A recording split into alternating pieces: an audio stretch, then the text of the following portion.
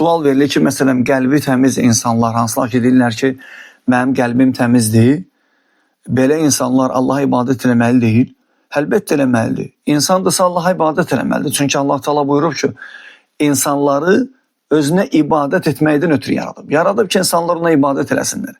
Əslən biz baxsaq, o insanlar ki, deyir, mənim qəlbim təmizdir, onlar bunu deməklə demək istəyirlər ki, yəni mən heç kimin xətrinə dəymirəm, kimin haqqına girmirəm, niyə görə ibadət eləməliyəm?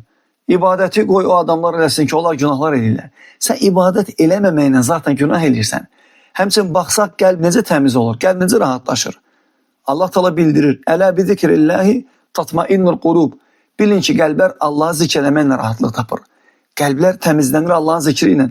Sən Allahı zikr eləmirsənsə, Allah'a ibadət eləmirsənsə, Allah üçün həyatını yaşamırsansa, qəlbin rahat olmaz, təmiz olmaz. Çünki Allah bildirib, qəlb zikrinə rahatlıq tapır.